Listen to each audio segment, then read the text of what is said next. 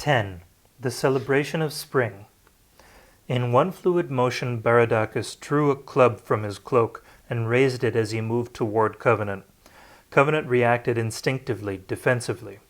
Before the Hirebrand could reach him, he stooped and snatched up the Lomilialor rod with his left hand.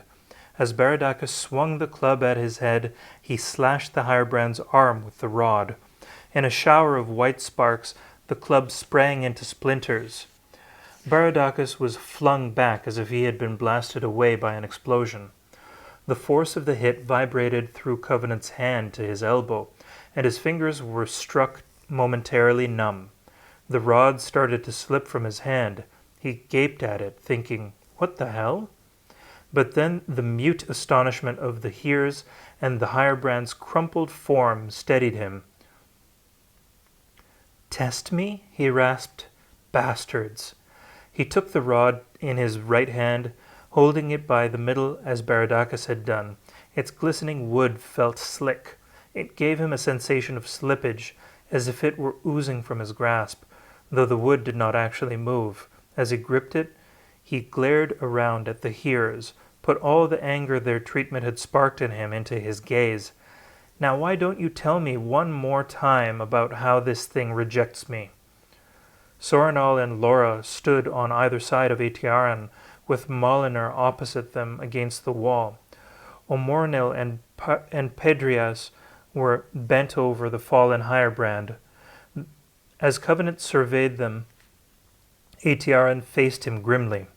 "In an older age," she said, "when High Lord Kevin trusted the Grey Slayer, he was given priceless gifts of Orcrist and Lomilialor. The tale says that these gifts were soon lost, but while the Grey Slayers possessed them, they did not reject him. It is possible for despite to wear the guise of truth. Perhaps the wild magic surpasses truth." "Thanks a lot," Covenant glowered at her. "What are you trying to do to me?" In a pale voice, Laura replied, "That is the tale, but we are only Woodhelvinen, not lords. Such matters are beyond us. Never in the memory of our people has a test of truth struck down a Hirebrand of the Lilianril. What is the song? He will save or damn the earth. Let us pray that we will not find damnation for our distrust." Extending an unsteady hand toward Covenant in the salute of welcome, she said, "Hail, Unbeliever! Pardon our doubts, and be welcome in soaring Woodhelven." For an instant Covenant faced her with a bitter retort twisting his lips, but he found when he met her eyes that he could see the sincerity of her apology. The perception abashed his vehemence. With conflicting intentions, he muttered, "Forget it." Laura and Soranal both bowed as if he had accepted her apology. Then they turned to watch as Baraduc climbed dazedly to his feet. His hands pulled at his face as if it were covered with cobwebs, but he assured Omornil and Pedrias that he was unharmed. With a mixture of wonder and dismay in his eyes, he also saluted Covenant. Covenant responded with a dour nod. He did not wait for the Hirebrand to ask. He handed the Lomilialor to Baraduc and was glad to be rid of its disquieting, insecure touch. Baraduc received the rod and smiled at it crookedly as if it had witnessed his defeat. Then he slipped it away into his cloak. Turning his smile toward Covenant, he said, "Unbeliever, our presences are no longer needed here. You have not eaten, and the weariness of your journey lies heavily upon you. Will you accept the hospitality of my house?" The invitation surprised Covenant. For a moment he hesitated, trying to decide whether or not he could trust the Hirebrand. Baraduc appeared calm, unhostile, but his smile was more complex than Laura's apology. But then Covenant reflected that if the question were one of trust, he would be safer with Baraduc alone than with all the hearers together. Stiffly he said, "You honor me." The Hirebrand bowed. "In accepting a gift you honor the giver." He looked around at the other Woodhelvinen, and when they nodded their approval, he turned and moved out of the Heartwood chamber. Covenant glanced toward Etiaran, but she was already talking softly to Soranal. Without further delay, he stepped out into the broad limb beside Baraduc. The night over the great tree was now scattered with lights, the home fires of the wood Helvenin. They illuminated the fall far down through the branches, but did not reach to the ground. Involuntarily, Covenant clutched at Baraduc's shoulder. "It is not fair," the Firebrand said softly. "Only up to the next limb."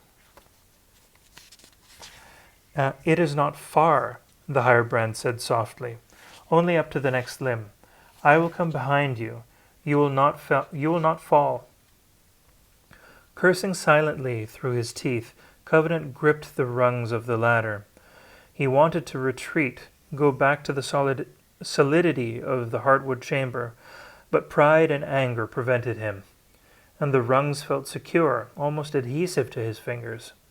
When Baraduc placed a reassuring hand on his back, he started awkwardly upward. As Baraduc had promised, the next limb was not far away. Soon Covenant reached another broad branch. A few steps out from the trunk, it forked, and in the fork sat the Firebrand's home. Holding Baraduc's shoulders for support, he gained the doorway, crossed the threshold as if he were being blown by a gust of relief. He was in a neat two-room dwelling formed entirely from the branches of the tree.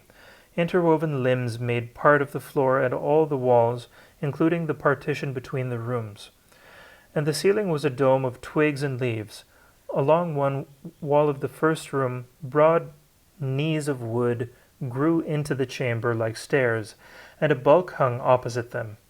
The place had a warm, clean atmosphere, an ambience of devotion to lore that Covenant found faintly disturbing, like a reminder that the Firebrand could be a dangerous man. While Covenant scanned the room, Baraduc set torches in each of the outer walls and lit them by rubbing his hands over their ends and murmuring softly. Then he rummaged around in the far room for a moment and returned carrying a tray laden with slabs of bread and cheese, a large bunch of grapes, and a wooden jug. He set a small three-legged table between two of the chairs, put the tray on it, and motioned for Covenant to sit down. At the sight of the food, Covenant discovered that he was hungry. He had eaten nothing but aliantha for the past 2 days. He watched while Baraduc bowed momentarily over the food. Then he seated himself. Following his host's example, he made sandwiches with cheese and grapes between slices of fresh bread, and helped himself liberally to the jug of spring wine. In the first rush of eating, he said nothing, saving his attention for the food. But he did not forget who his host was, what had happened between them. Leaving the spring wine with Covenant, Baraduc cleared away the remains of the meal. When he returned after storing his food in the far room, he said, "Now, Unbeliever, in what other way may I give you comfort?"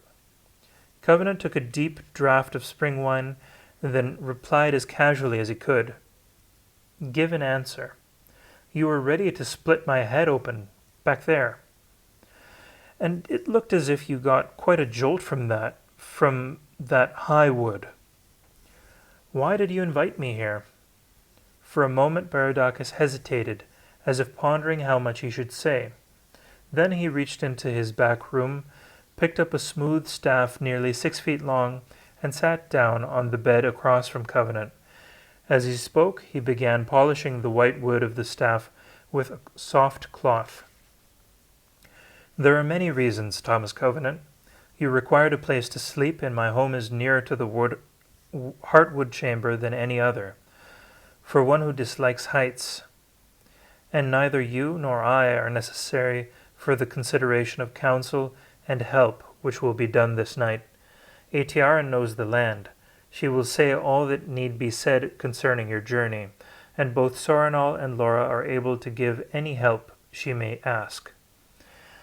As he looked across the room at the Firebrand's working hands and light, penetrating eyes, Covenant had the odd feeling that his test had been resumed, that the encounter of the Lemiliolor had only begun Baradoc's examining. But the spring wine unknotted his fears and tensions. He was not anxious. Steadily he said, "Tell me more."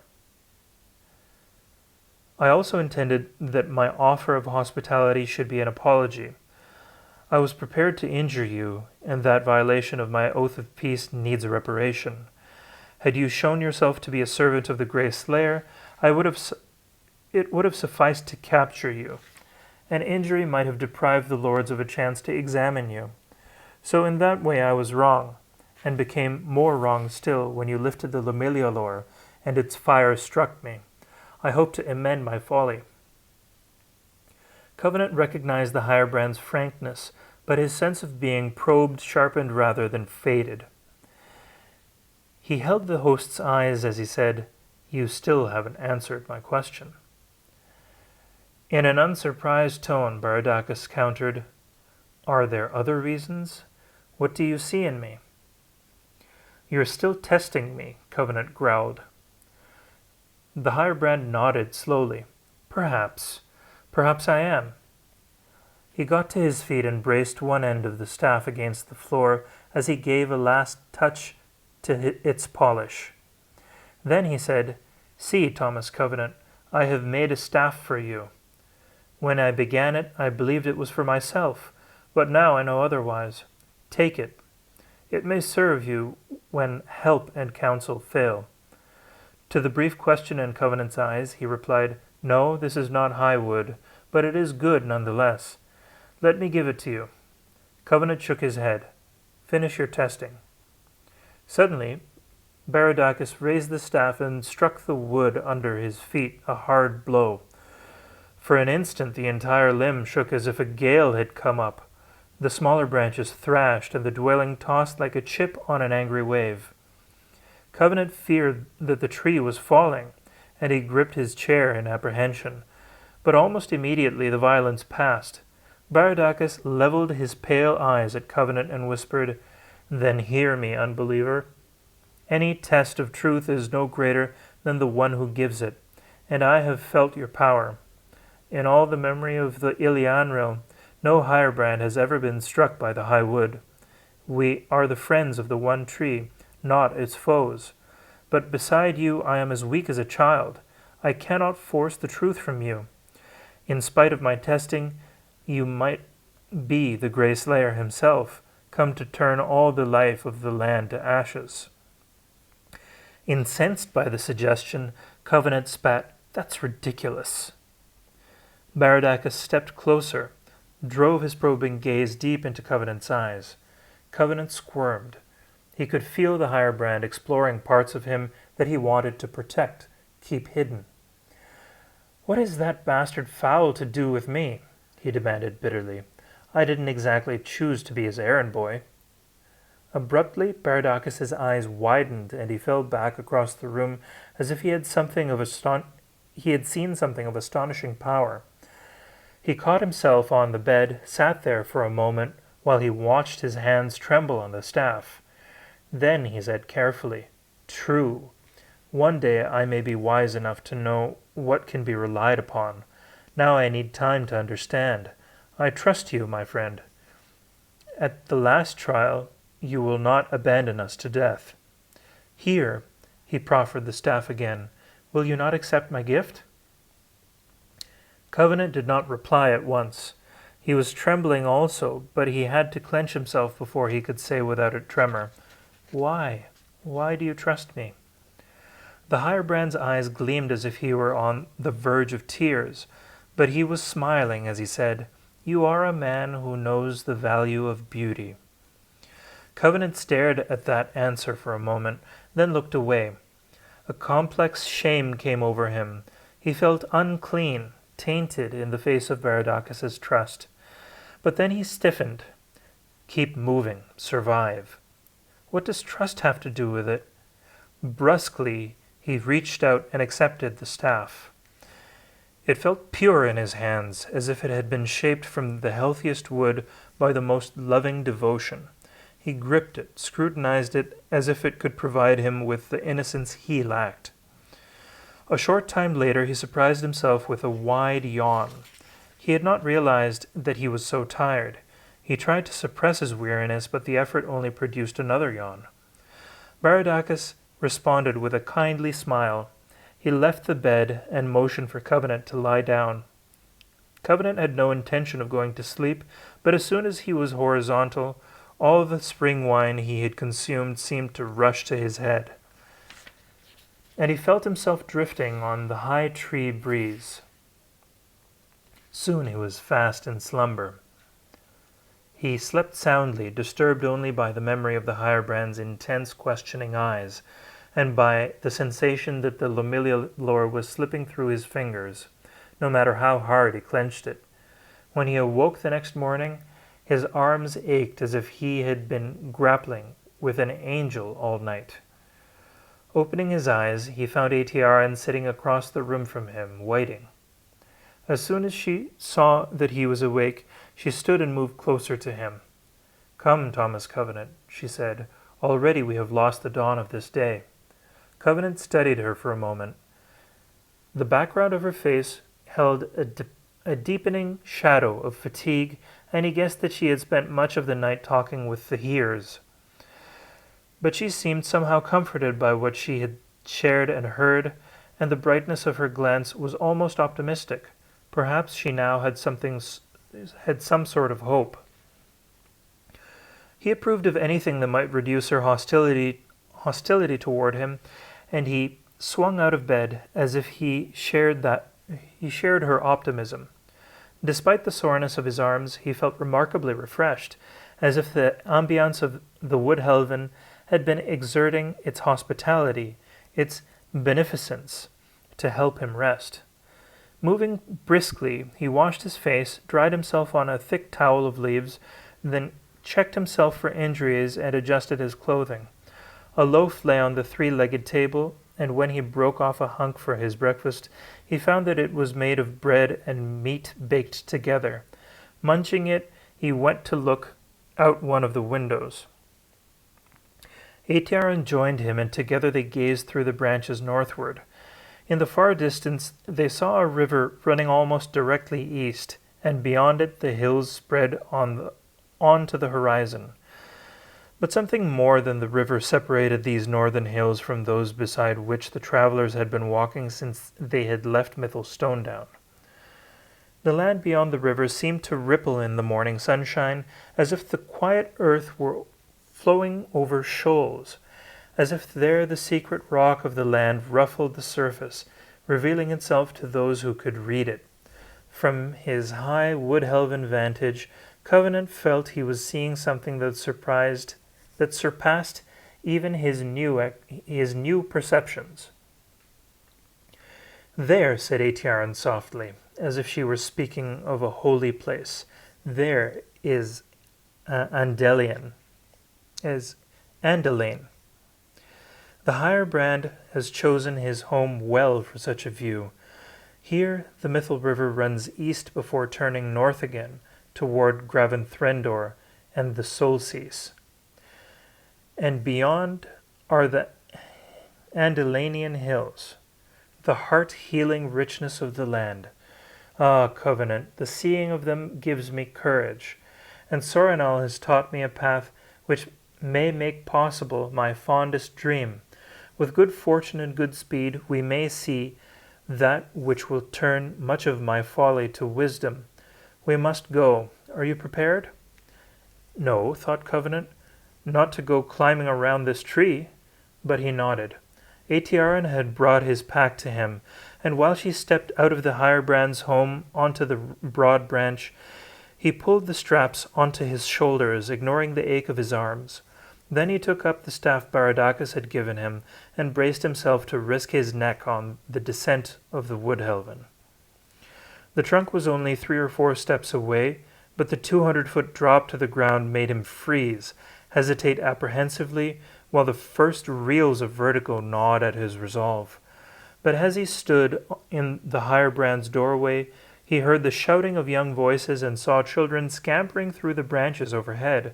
Some of them pursued others, and in the chase they sprang from limb to limb as blithely as if the fall were helpless to hurt them. The next instant, 2 children, a boy and a girl, dropped onto the limb before Covenant from a branch nearly 20 feet above. The girl was in merry pursuit of the boy, but he eluded her touch and darted around behind Covenant. From this covert, he shouted gleefully, "Safe! Chase another! I am safe!" Without thinking, Covenant said, "He's safe." The girl laughed, faked a lunge forward, and sprang away after someone else. At once the boy dashed to the trunk and scurried up the ladder toward higher playgrounds. Covenant took a deep breath, clutched the staff for balance, and stepped away from the door. Teetering awkwardly, he struggled to the relative safety of the trunk. After that, he felt better. When he slid the staff through his back straps, he could grip the ladder with both hands, and then the secure touch of the rungs reassured him. Before he had covered half the distance, his heart was no longer pounding, and he was able to trust his hold enough to look about him at the dwellings and people he passed. Finally, he reached the lowest branches and followed Atiaran down the stair to the ground. There the hearers were gathered to say their farewells. When he saw Baraduc, Covenant took the staff in his hands to show that he had not forgotten it, and grimaced in response to the Hirebrand's smile. "Well, message-bearers," said Laura after a pause, "you have told us that the fate of the land is on your shoulders, and we believe. It sorrows us that we cannot ease the burden, but we judge that no one can take your place in this matter. What little help we can give, we have given. All which remains for us is to defend our homes and to pray for you. We wish you good speed, for the sake of all the land, and for your own sake we urge you to be in time for the celebration. There are great omens of hope for any who view that festival. Atiaran Trailmate, go in peace and fealty. Remember the path Soranal taught you, and do not turn aside. Thomas Covenant, unbeliever and stranger to the land, be true. In the hour of darkness, remember the Hirebrand's staff. Now be on your way." Atiaran replied as formally as if she were completing a ritual. "We go, remembering soaring Woodhelven, for home and help and hope." She bowed, touching her palms to her forehead, and then spreading her arms wide. Uncertainly, Covenant followed her example. The hearers returned the heart-opening gesture of farewell with ceremonial deliberateness. Then Atiaran strode off northward, and Covenant scudded along behind her like a leaf in the wake of her determination. Neither of them looked back. The rest and restoration of the Fair Tree village made them brisk, gave them a forward air. They were both in their separate ways eager for Andelain, and they knew that Jahannam had left soaring Woodhelven toward the east, not the north. They hastened ahead among the richening hills and reached the banks of the Methyl river early that afternoon. They crossed by wading a wide shallows. Before she entered the water, Atiaran removed her sandals, and some half-conscious insight urged Covenant to take off his boots and socks, roll up his pant legs. As he smelled the first lush scents of the hills, he felt somehow that he needed to wade the Methyl barefoot in order to be ready, that the foot-washing of the stream was necessary to transubstantiate his flesh into the keener essence of Andelain. And when he stepped onto the north bank, he found that he could feel its vitality through his feet. Now even his soles were sensitive to the land's health. He so liked the strong sensation of the hills under his toes that he was loath to put his boots back on, but he denied himself that pleasure so that he would be able to keep up with Atiaran's pace. Then he followed her along the path which Soranal had taught her, an easy way through the center of Andelain, walked and wondered at the change that had come over the earth since they had crossed at the river. He felt the change distinctly, but it seemed to go beyond the details which composed it. The trees were generally taller and broader than their southern relations. Abundant and prodigal elianthus sometimes covered whole hillsides with viridian. The rises and vales luxuriated in deep aromatic grass. Flowers bobbed in the breeze as spontaneously as if just moments before they had gaily burst from the nurture of the soil. Small woodland animals, rabbits, squirrels, badgers, and the like, scampered around, only vaguely remembering that they were wary of humans. But the real difference was transcendent. The Andelainian hills carried a purer impression of health to all Covenant's senses than anything else he had experienced. The aura of rightness here was so powerful that he began to regret he belonged in a world where health was impalpable, indefinite, discernible only by implication. For a time he wondered how he would be able to endure going back, waking up. But the beauty of Andelain soon made him forget such concerns.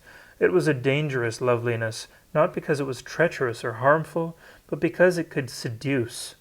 Before long, disease, VSE, despite, anger, all were forgotten, lost in the flow of health from one vista to another around him. Enclosed in the hills, surrounded by such tangible and specific vitality, he became more and more surprised that Atiaran did not wish to linger. As they hiked over the lambent terrain, penetrating league after league deeper into Andelain, he wanted to stop at each new revelation, each new valley or avenue or dale to savor what he saw, grip it with his eyes until it was a part of him, indelible, secure against any coming bereavement. But Atiaran pushed on, arising early, stopping little, hurrying late. Her eyes were focused far away, and the fatigue mounting behind her features seemed unable to reach the surface. Clearly, even these hills paled for her beside her anticipation of the unexplained celebration. Covenant had no choice but to urge himself after her. Her will tolerated no delay. Their second night away from soaring Woodhelven was so bright and clear that they did not have to stop with the setting of the sun, and Atiaran kept going until nearly midnight. After supper, Covenant sat for a while, looking at the sky and the piquant stars. The aging crescent of the moon stood high in the heavens, and its white sliver sent down only a suggestion of the eldritch light which had illuminated his first night in the land. Casually, he remarked, "The moon will be dark in a few days." At that, Atiaran looked at him sharply, as if she suspected that he had discovered some secret of hers. But she said nothing, and he did not know whether she reacted to a memory or to an anticipation. The next day began as splendidly as the previous one. Sunshine begemmed the dew, sparkled like diamonds among the grass and leaves. Air as fresh as the earth's first breath carried the tang of aliantha and larch, the fragrance of gildan and peony, across the hills. Covenant beheld such things with something like bliss in his heart, and followed Atiaran northward as if he were content. But early in the afternoon something happened which darkened all his joy, offended him to the marrow of his bones.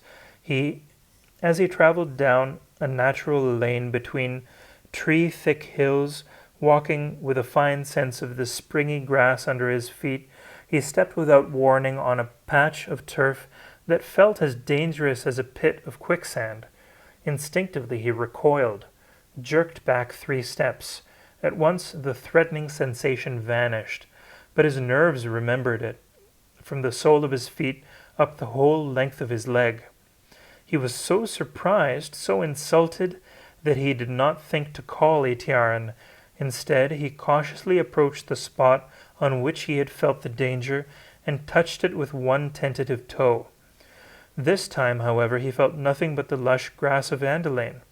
Bending down, he went over the grass for a yard in all directions with his hands, but whatever had fired his sense of wrongness was gone now, and after a moment of perplexity, he started forward again. At first he took Each stepped gingerly, expecting another jolt, but the earth seemed as full of pure, resonant vitality as before. Shortly he broke into a trot to catch up with Atiaran. Toward evening he felt the sting of wrong again, as if he had stepped in acid. This time he reacted in violent revulsion. He pitched forward as if diving away from a blast of lightning, and a yell ripped past his teeth before he could stop himself. Atiaran came back to him at a run and found him pawing over the grass, tearing up the blades in handfuls of outrage. "Here!" he gritted, thumping the turf with his fist. "By hell, it was here!" Atiaran blinked at him blankly. He jumped to his feet, pointed an accusing finger at the ground. "Didn't you feel it? It was here. It was there. Hellfire!" His finger quivered. "How did you miss it?" "I felt nothing," she replied evenly. He shuddered and dropped his hand. "It felt as if I stepped in quicksand, or acid, or—" He remembered the slain Wainhim, or murder. Slowly Atiaran knelt beside the spot he indicated. For a moment she studied it, then touched it with her hands. When she stood up, she said, "I feel nothing." "It's gone," he interrupted. "But I have not the touch of a radmerl." She went on. "Have you felt this before?" "Once. Earlier." "Ah," she sighed.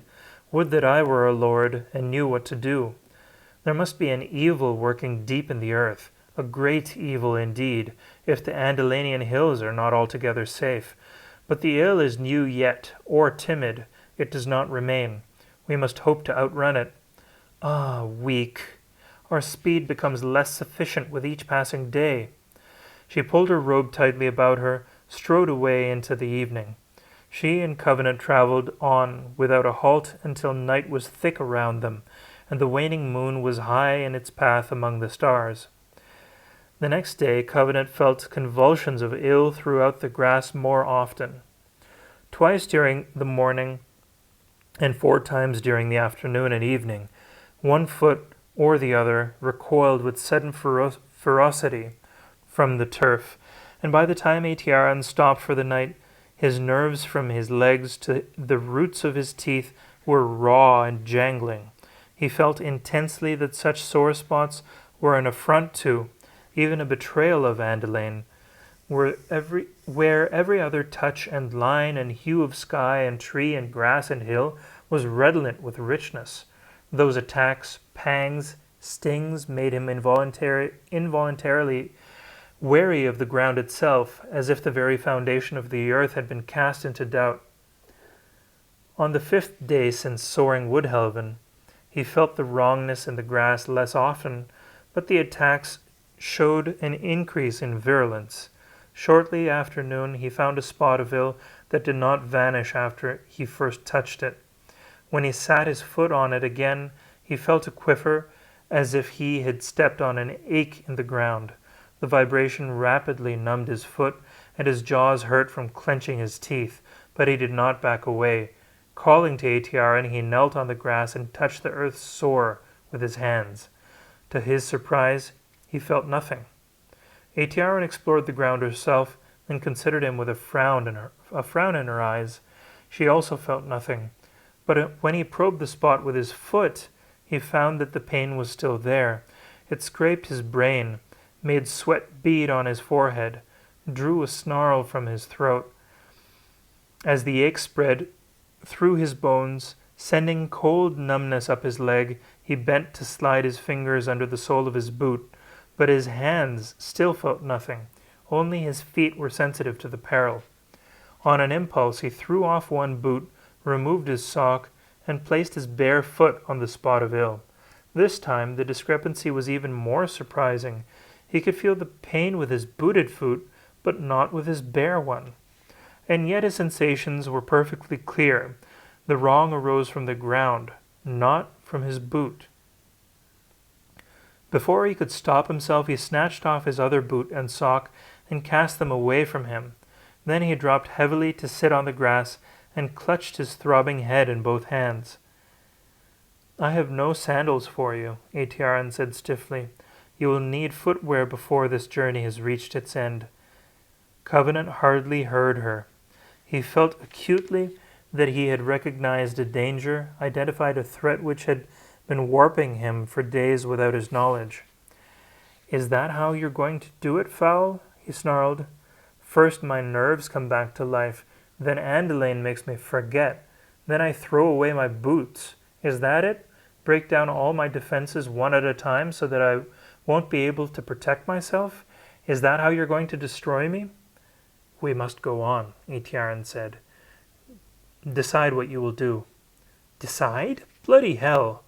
Covenant jerked himself to his feet. Fuming, he grated through his mouth, "It's not that easy." Then he stalked over to retrieve his boots and socks. Survive. He laced his feet into his boots, as if they were a kind of armor. For the rest of the day, he shied away from every hint of pain in the ground and followed Aetiaran grimly with a clenched look in his eyes, striving against the stinging wrong to preserve his sovereignty, his sense of himself. And toward evening his struggle seemed to find success. After a particularly vicious attack late in the afternoon, the ill pangs stopped. He did not know whether or not they would return, but for a while at least he was free of them. That night was dark with clouds, and Aetiaran was forced to make camp earlier than usual. Yet, she said, she and Covenant got little rest. A light, steady rain soaked their blankets and kept them awake most of the night, huddling for shelter under the deeper shadow of an enshrouding willow. But the next morning, the 6th of their journey from soaring Woodhelven, dawned bright and full of Andelainian cheer. Aetiaran met it with haste and anticipation in her every move, and the way she urged Covenant along seemed to express more friendliness, more companionship, than anything she had done since the beginning of their sojourn. Her desire for speed was infectious. Covenant was glad to share it because it rescued him from thinking about the possibility of further attacks of wrong. They began the day's travel at a lope. The day was made for traveling. The air was cool, the sun clean and encouraging. The path led straight and level. Springy grass carried Aetiaran and Covenant forward at every stride, and her contagious eagerness kept him trotting behind her league after league. Toward midday, she slowed her pace to eat treasure berries along the way. But even then she made good speed, and as evening neared, she pushed their pace into a lope again. Then the untracked path which the Woodhelvanen had taught her brought them to the end of a broad valley. After a brief halt while she verified her bearings, she started straight up a long, slow hillside that seemed to carry on away eastward for a great distance. She chose a plumb-line direction which took her directly between two matched gildan trees 100 yards above the valley, and Covenant followed her toiling lope up the hill without question. He was too tired and out of breath to ask questions. So they ascended that hillside, Aetiaran trotting upward with her head held high and her hair fluttering as if she saw fixed before her the starry gates of heaven, and Covenant plodding, pumping behind her. At their backs the sun sank in a deep exhalation like the release of a long-pent sigh, and ahead of them the slope seemed to stretch on into the sky. Covenant was dumbfounded when Aetiaran reached the crest of the hill, stopped abruptly, grabbed his shoulders and spun him around in a circle, crying joyfully, "We are here! We are in time!" He lost his balance and fell to the turf. For a moment he lay panting, with hardly enough energy to stare at her. But she was not aware of him. Her eyes were fixed down the eastern slope of the hill as she called in a voice short-breathed by fatigue and exultation and reverence, "Banas Nimorum." Ah, glad heart of Andelain, I have lived to this time. Caught by the witchery of her voice, Covenant levered himself to his feet and followed her gaze as if he expected to behold the soul of Andelain incarnate. He could not refrain from groaning in the first sag of his disappointment. He could see nothing to account for Aetiaren's rapture, nothing that was more healthy or precious than the myriad vistas of Andelain past, which she had rushed unheeding. Below him the grass dipped into a smooth, wide bowl set into the hills like a drinking cup for the night sky. With the sun gone, the outlines of the bowl were not clear, but starlight was enough to show that there were no trees, no bushes, no interruptions to the smoothness of the bowl. It looked as regular as if the surface of the grass had been sanded and burnished.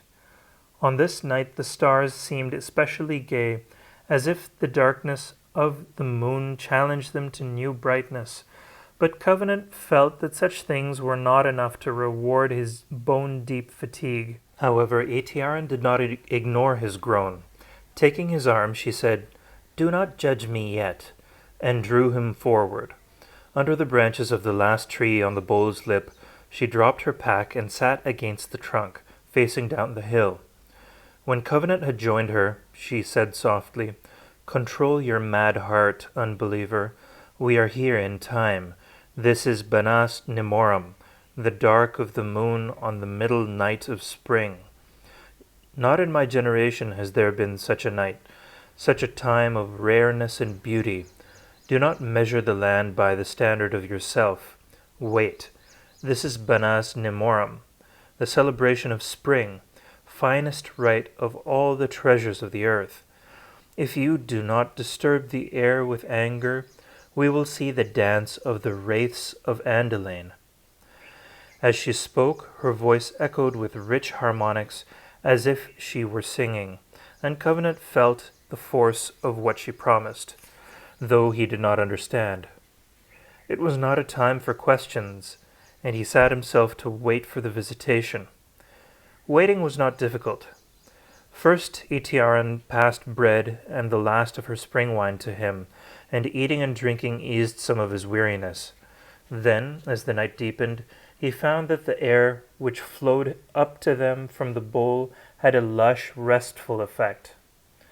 When he took it far into his lungs, it seemed to unwind his cares and dreads, setting everything but itself behind him and lifting him into a state of calm suspense. He relaxed in the gentle breeze, settled himself more comfortably against the tree. Aetiaren's shoulder touched his with warmth, as if she had forgiven him. The night deepened, and the stars gleamed expectantly, and the breeze sifted the cobwebs and dust from Covenant's heart, and waiting was not difficult. The first flickering light came like a twist of resolution which brought the whole night to focus. Across the width of the bowl he saw a flame like the burn of a candle, tiny in the distance and yet vivid, swaying yellow and orange as clearly as if he held the candlestick in his hands. He felt strangely sure that the distance was meaningless. If the flame were before him on the grass, it would be no larger than his palm. As the wraith appeared, Aetiaren's breath hissed intently between her teeth, and Covenant sat up straighter to concentrate more keenly. With a lucid, cycling movement, the flame moved down into the bowl. It was not halfway to the bottom when a second fire arrived on the northern rim. Then two more wraiths entered from the south, and then, too suddenly to be counted, a host of flames began tracing their private ways into the bowl from all directions. Some passed within 10 feet of Aetiaren and Covenant on either side, but they seemed unconscious of the observers. They followed their slow cycles as if each were alone in the hills, independent of every gleam but its own. yet their lights poured together, casting a dome of gold through which the stars could barely be seen, and at moments particular wraiths seemed to bow and revolve around each other, as if sharing a welcome on their way toward the center. Covenant watched the great movement that brought thousands of the flames, bobbing at shoulder height, into the bowl, and he hardly dared to breathe.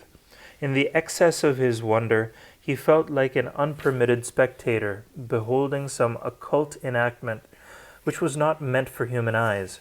He clutched his chest as if his chance to see the celebration to its end rode on the utter silence of his respiration, as if he feared that any sound might violate the fiery conclave, scare the wraiths away.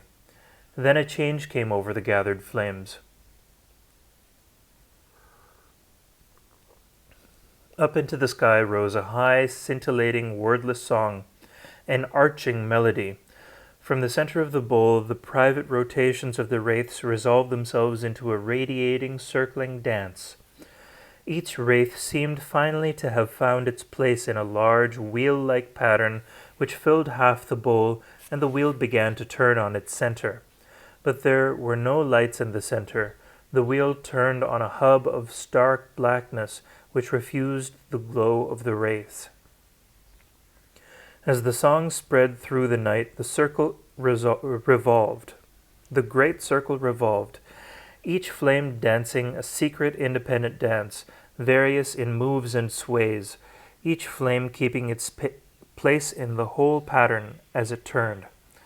And in the space between the inner hub and the outer rim, more circles rolled, so that the whole wheel was filled with many wheels, all turning, and no wraith kept one position long.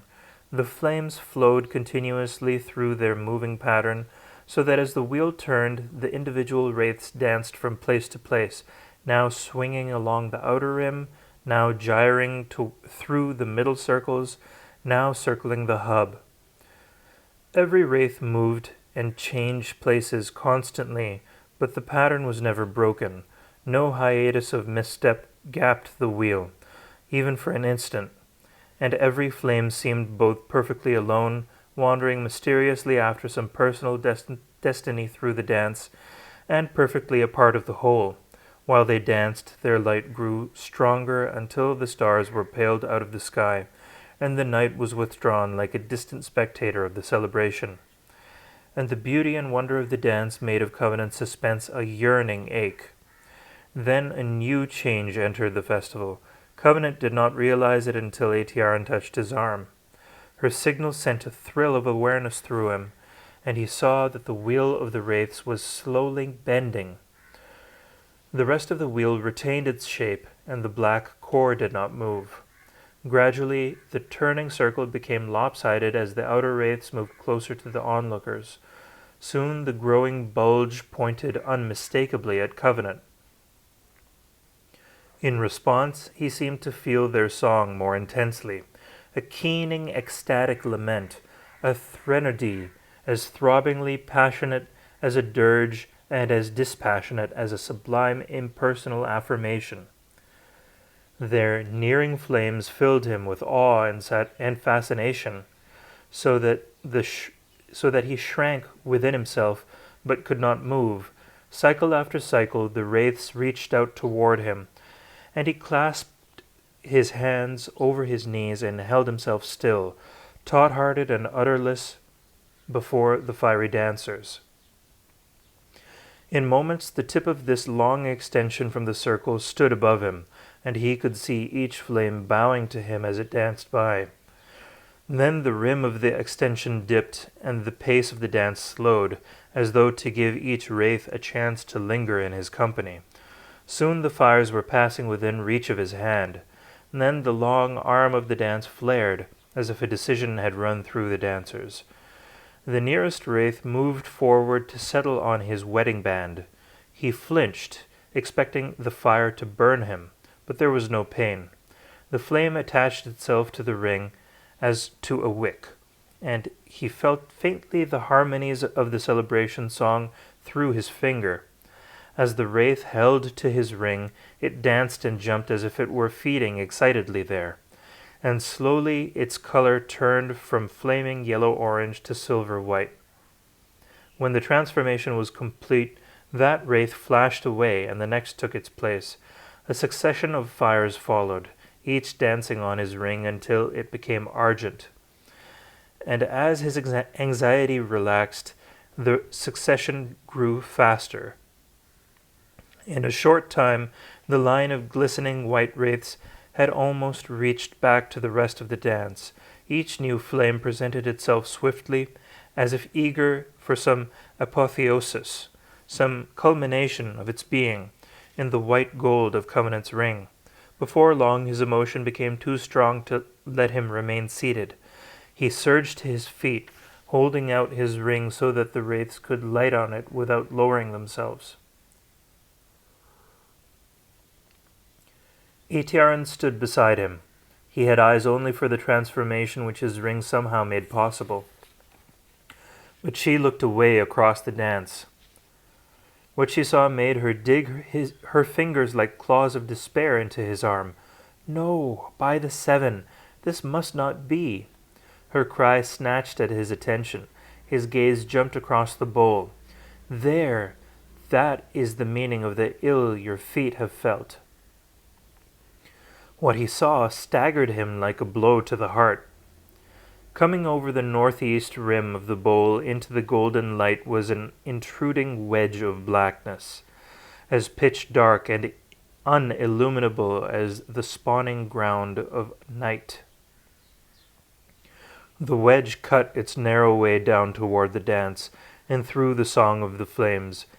It carried a sound like a host of bloody feet rushing over clean grass. Deliberately, agonizingly, it reached inward without breaking its formation.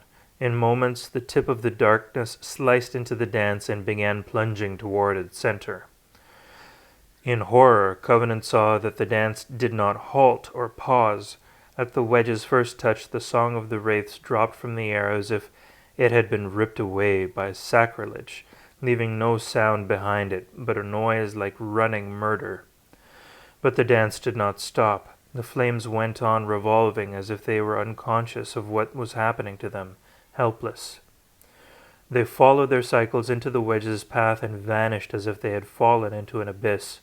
No wraith emerged from that darkness. Swallowing every light that touched it, the black wedge gouged its way into the celebration. "They will all die," Eitiaran groaned. "They cannot stop, cannot escape. They must dance until the dance is done. All dead, every wraith, every bright light of the land. This must not be. Help them. Covenant, help them." But Covenant did not know how to help. He was paralyzed. The sight of the black wedge made him felt as nauseated as if he were observing across a gulf of numbness his fingers being eaten by a madman. Nauseated and enraged and impotent, as if he had waited too long to defend himself, and now had no hands with which to fight back. The knife of Treoc slipped from his numb fingers and disappeared in darkness. How? For an instant, Eitiaran dragged furiously at him. "Covenant, help them!" she shrieked into his face. Then she turned and raced down into the valley to meet the wedge. "The wraiths!" Her movement broke the freeze of his horror. Snatching up the staff of Baraduc, he ducked under the flames and sped after her, holding himself bent over to stay below the path of the wraiths. A madness seemed to hasten his feet. He caught Eitiaran before she was halfway to the hub. Thrusting her behind him, he dashed on toward the penetrating wedge, spurred by a blind conviction that he had to reach the center before the blackness did. Eitiaran followed, shouting after him, "Ware and ward! They are Erviles, demandem corruption." He scarcely heard her. He was focused on the furious need to gain the center of the dance. For better speed, he ran more upright, flicking his head aside whenever a wraith flashed near the level of his eyes. With a last burst, he broke into the empty core of the wheel. He halted. Now he was close enough to see that the wedge was composed of tall, crowded figures, so black-fleshed that no light could gleam or glisten on their skin. As the helpless wraiths swung into the wedge, the attackers ate them. The Urviles drew nearer. The tip of their wedge was a single figure, larger than the rest. Covenant could see it clearly. It looked like one of the Wainhim grown tall and evil. Long torso, short limbs of equal length, pointed ears high on its head, eyeless face almost filled by gaping nostrils. Its slit mouth snapped like a trap whenever a wraith came near. Mucus trailed from its nostrils back along either side of its head. When Covenant faced it, its nose twitched as if it smelled new game, and it snarled out a cadenced bark like an exhortation to the other creatures. The whole wedge thrust eagerly forward. Aetiarn caught up with Covenant and shouted in his ear, "Your hand! Look at your hand!" He jerked up his left hand. A wraith still clung to his ring, burning whitely, obliviously dancing. The next instant, the leading Urvile breached the core of the dance and stopped. The attackers stood packed against each other's shoulders behind their leader. Dark, roynish, and cruel, they slavered together and bit at the helpless wraiths. Covenant quailed as if his heart had turned to sand, but Aetiarn raged, "Now! Strike them now!" Trembling, he stepped forward. He had no idea what to do. At once the first Urvile brandished a long knife with a seething blood-red blade.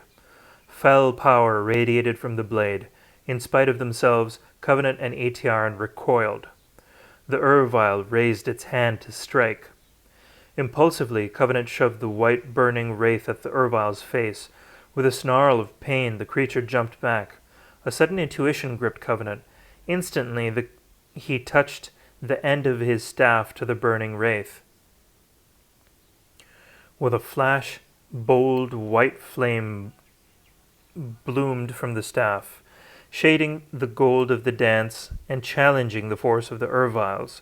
Their leader retreated again. But at once it regained its determination. Springing forward, it stabbed into the heart of the white fire with its blood-red blade. Power clashed in the core of the dance. The Urvile's blade seethed like hot hate, and the staff blazed wildly. Their conflict threw sparks as if the air were aflame in blood and lightning. But the Urvile was a master. Its might filled the bowl with a deep, crumbling sound like the crushing of a boulder under huge pressure. In one abrupt exertion, Covenant's fire was stamped out. The force of the extinguishing threw him and Aetiarn to their backs on the grass. With a growl of triumph, the Urviles poised to leap for the kill. Covenant saw the red knife coming and cowered with a pall of death over his mind. But Aetiarn scrambled back to her feet, crying, "Melancurion! Melancurion Abatha!" Her voice sounded frail against the victory of the Urviles, but she met them squarely, grappled with the leader's knife hand. Momentarily she withheld the stroke. Then from behind her to the west her cry was answered. An iron voice full of fury shouted, "Melancurion Abatha! Banas Nemorum Chabal! Melancurion Abatha! Abatha Nemorum!" The sound broke through Covenant's panic, and he lurched up to Aetiarn's aid. But together they could not hold back the Urvile. It flung them to the ground again. At once it pounced at them. It was stopped halfway by a hulking form that leaped over them to tackle it. For a moment the two wrestled savagely. The newcomer took the blood-red blade and drove it into the heart of the creature. A burst of snarls broke from the Erviles. Covenant heard a sweeping noise, like the sound of many children running. Looking up, he saw a stream of small animals pour into the bowl. Rabbits, badgers, weasels, moles, foxes, a few dogs. With silent determination, they hurled themselves at the Erviles. The wraiths were scattering. While Covenant and Aetiaran stumbled to their feet, the last flame passed from the bowl. But the Erviles remained, and their size made the animals' attack look like a mere annoyance. In the sudden darkness, the creatures seemed to expand, as if the light had hindered them, forced them to keep their close ranks. Now they broke away from each other. Dozens of blades that boiled like lava leaped out as one, and in horrible unison began to slaughter the animals. Before Covenant could take in all that was happening, the hulking figure who had saved them turned and hissed, "Go, north to the river. I have released the wraiths. Now we will make time for your escape. Go." "No," Aetiaran panted. "You are the only man. The animals are not enough. We must help you fight." "Together we are not enough," he cried. "Do you forget your task? You must reach the lords. Must.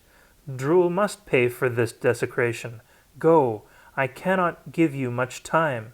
Shouting, "Melancholy and Abatha," he whirled and jumped into the thick of the fray, felling Erviles with his mighty fists. Pausing only to pick up the staff of Baraduc, Aetiaran fled northward, and Covenant followed her, running as if the Ervile blades were striking at his back. The stars gave them enough light. They drove themselves up the slope, not looking to see if they were pursued, not caring about the packs they left behind, afraid to think of anything except their need for distance. As they passed over the rim of the bowl, the sounds of slaughter were abruptly dimmed. They heard no pursuit, but they ran on, ran and still ran, and did not stop until they were caught in mid-stride by a short scream, full of agony and failed strength. At the sound, Aetiaran fell to her knees and dropped her forehead to the earth, weeping openly. "He is dead," she wailed, "the unfettered one, dead. Alas for the land, all my paths are ill, and destruction fills all my choices. From the first I have brought wrong upon us. Now there will be no more celebrations, and the blame is mine." Raising her face to Covenant, she sobbed, "Take your staff and strike me, unbeliever." Blankly, Covenant stared into the pooled hurt of her eyes. He felt benumbed with pain and grief and wasted rage, and did not understand why she castigated herself. He stooped for the staff, then took her arm and lifted her to her feet. Stunned and empty, he led her onward into the night until she had cried out her anguish and could stand on her own again. He wanted to weep himself, but in his long struggle with the misery of being a leper, he had forgotten how, and now he could only keep on walking. He was aware, as Aetiaran regained control of herself and pulled away from him, that she accused him of something. Throughout the sleepless night of their northward trek, he could do nothing about it.